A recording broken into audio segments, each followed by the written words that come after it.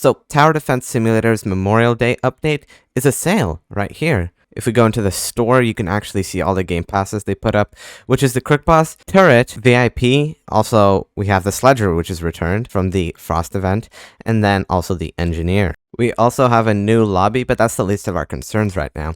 If you're wondering if you should buy any of these towers or maybe even VIP, well, this is going to be the video to watch, or maybe if you just want to see what I have to say. So let's hop into a game, no wasting time. Alright, so our first tower on sale is the Crook Boss. I mean, pretty obvious, it's a Crook Boss. I'm just gonna place down right here. The Crook Boss is mainly aimed at being an early to mid-game tower, and it is relatively strong. Now, of course, there's alternatives like the Militant, which I would argue are stronger, simply because they don't have a placement limit. So, for the price of 300 Robux, is the Crook Boss worth it?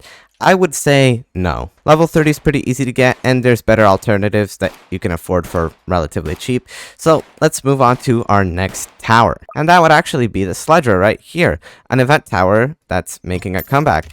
So just in time to upgrade for all of these slows. Now the Sledger is really good if you're trying to go fast, because you can of course place them at the front and they will shred. They have a lot of damage. The Sledger is an all-around just great tower throughout a majority of the game. It doesn't have hidden detection, and it kind of falls off when any big bosses pop up. So would I say the Sledger is worth it?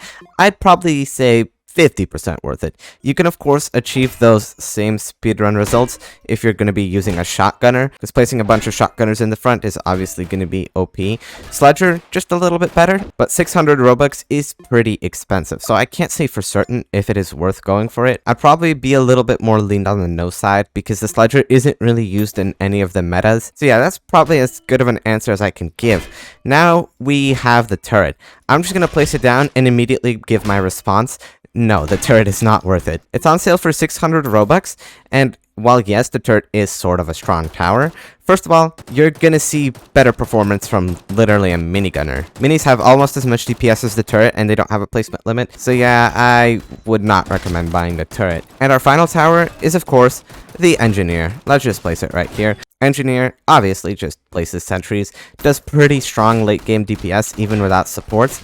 Is it worth it though? 3,000 Robux is a really hefty price, but grinding to level 60 and beating hardcore a bunch of times is definitely a lot of work. So I'd say this is only worth it if you're actually really rich, because kind of like the Sledger, it's a little bit more on the not worth it side.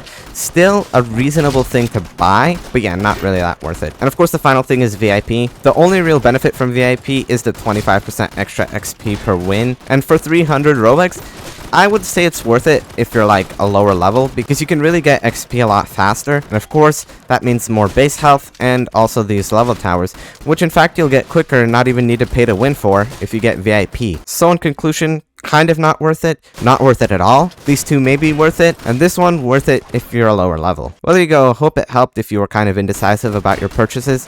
Anyways, see ya.